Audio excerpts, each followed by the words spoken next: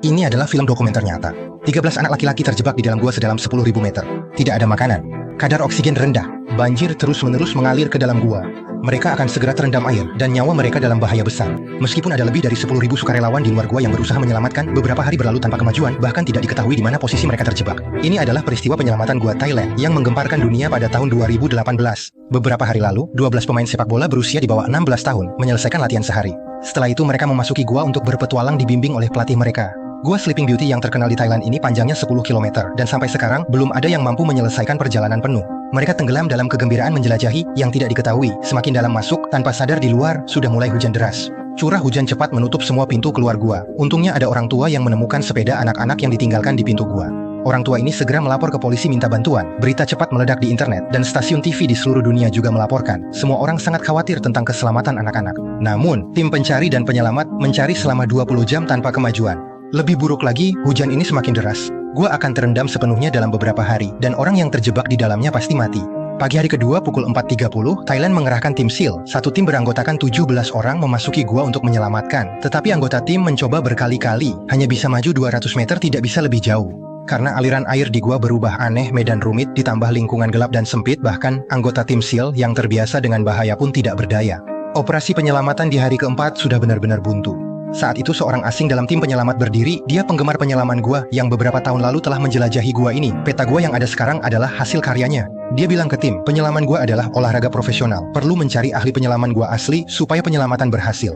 Kemudian dia menulis beberapa nama. Nama-nama ini adalah ahli penyelaman gua terbaik di dunia. Pihak berwenang Thailand segera minta bantuan dari kedutaan negara-negara berdasarkan daftar tersebut.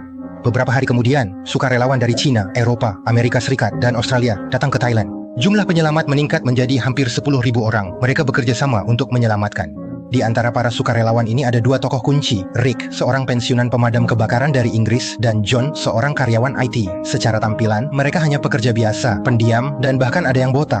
Tapi mereka memiliki identitas lain, mereka adalah ahli penyelaman gua terbaik di dunia. Setelah dua orang tiba di lokasi, mereka bersiap menyelam ke gua untuk penyelamatan, namun dihalangi anggota tim SEAL, sehingga terjadi perselisihan serius. Menurut tim SEAL, gua saat ini sangat berbahaya, turun malam hari sama dengan bunuh diri. Mereka terpaksa menunggu hingga pagi untuk memulai penyelamatan. Pagi hari ke-6, setelah dua orang menyelam ke gua, mereka baru sadar bahwa tim SEAL sungguh memikirkan mereka. Dari ruang gua pertama, aliran air sudah seperti lumpur kuning berwarna kopi, visibilitas sangat rendah, dan aliran kacau. Mereka hanya bisa meraba-raba ke depan dalam kegelapan berdasarkan pengalaman.